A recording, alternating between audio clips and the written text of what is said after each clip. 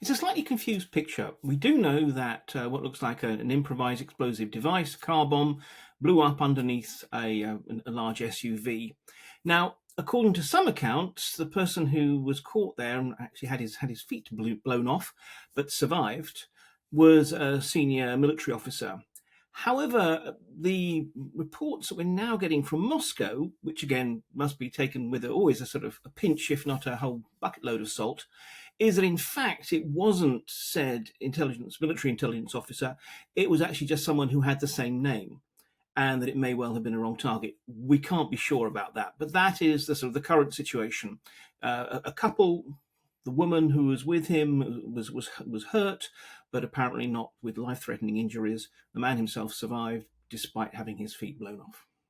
Unsurprisingly, the Russians very quickly pivoted to pointing the finger of blame at the Ukrainians, with, it has to be said, some reason, given that the Ukrainians have launched and instigated a series of what I hesitate to call terrorist-style attacks, but basically car bombings and the like, directed against Russians who either are sort of outspoken supporters of the war or else are indeed, military officers and the like.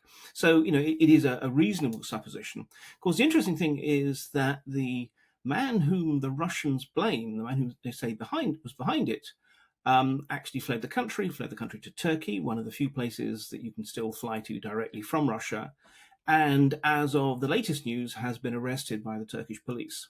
So it may well be that we will soon get some better sense. At the moment, we're still having to rely on the inevitable Russian suppositions.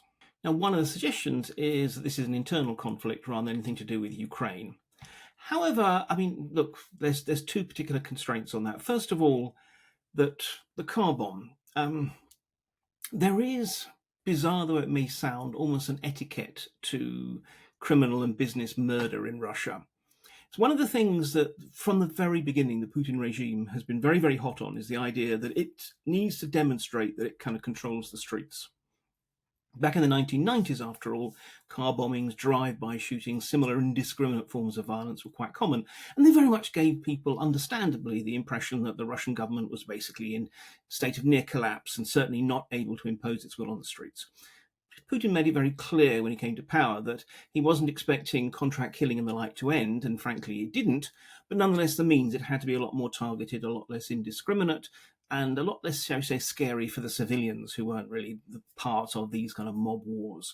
So it's quite unusual for a car bomb, not unknown, but unusual for a car bomb to be used for an internal settling of scores. And the second thing is obviously that actually, at present, yes, there are all kinds of rivalries, but on the whole, the people who are targeted for business criminal rivalries, it's often hard to tell the difference between business and crime in modern Russia, are precisely people who are either involved in takeover bids of criminal enterprises, or else who are involved in providing so-called krysha, roof, in other words, protection services to other businesses. Even if we assume that the man who was targeted was the military intelligence officer that's claimed, that's unlikely. It's a position that's unlikely to mean that you're involved at that kind of level in criminal activities. So again, with all the usual caveats, this doesn't look like a domestic settling of scores. It's clear that part of the Ukrainian strategy, why they are striking, not just, largely they're striking military targets within Russia, oil refineries, air bases and the like, but there have also been other kind of attacks, either directly carried out by the Ukrainians or which they've encouraged and supported, firebombing of offices and the like.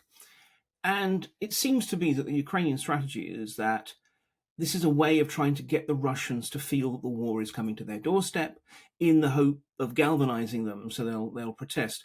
Now, the problem is that, in fact, the evidence suggests at the moment that it might be counterproductive. That, in fact, actually Russians are angered by this. They don't see this as, you might say, just reaping the rewards of the war that they're involved in, because they don't actually necessarily feel much ownership of the war. It was Putin's war.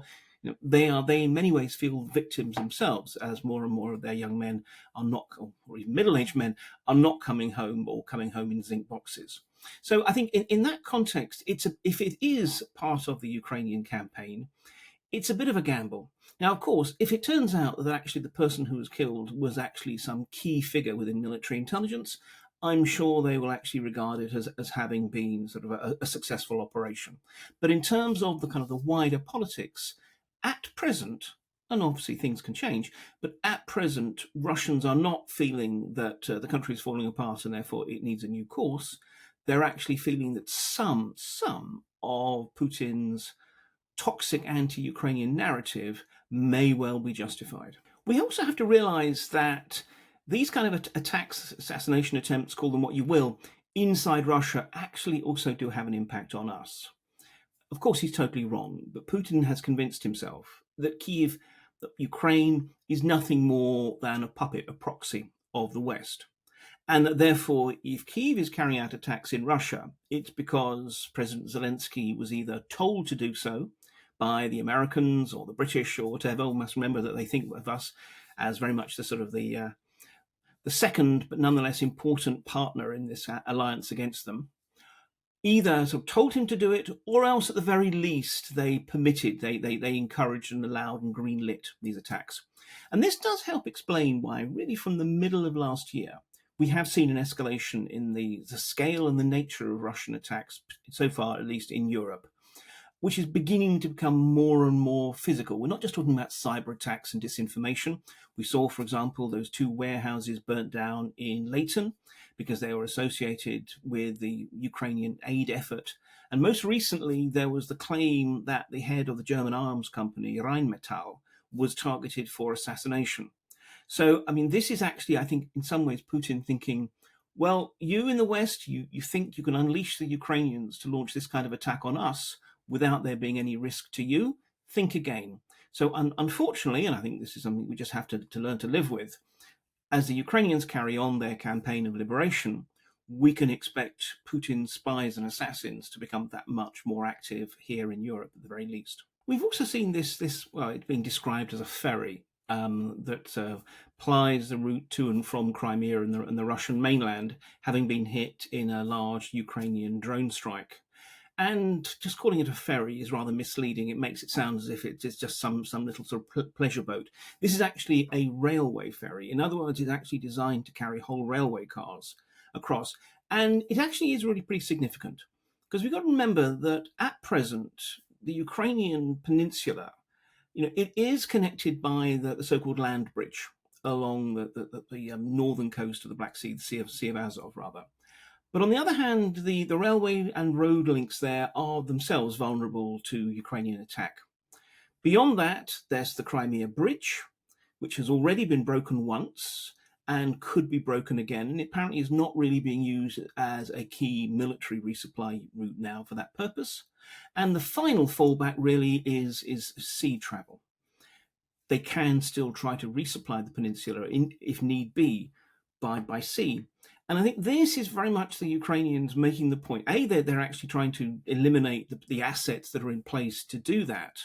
But also, again, it's a question of reaching out and making the point that there is nowhere where the ships of the Black Sea Fleet and other associated auxiliaries are beyond the reach of Ukraine's missiles, Ukraine's maritime drones. They have these sort of semi-submersible speedboats they use, or it's more conventional airborne drones. So this is both an attack on Russian capabilities, but it's also making a wider point that says we can reach out and hit these targets wherever they may be. I mean, at present, these kind of attacks really are essentially, in many ways, symbolic. I mean, yes, the lasting impact of sinking ships, that is definite, because there's no way the Russians can reinforce that or rebuild on the Sea of Azov or whatever. So long as the land bridge, though, is still in Russian hands, that is still going to be the crucial transport route. And frankly, the Ukrainians can hit it, but they can't stop it. They cannot stop the trains, or at least the trucks going through.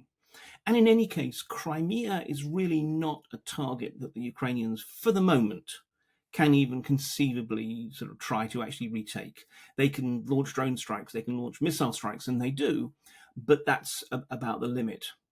In many ways, this is about two things. One is, yes, it's in preparation, because they are still committed to regaining all occupied territories, and that includes Crimea.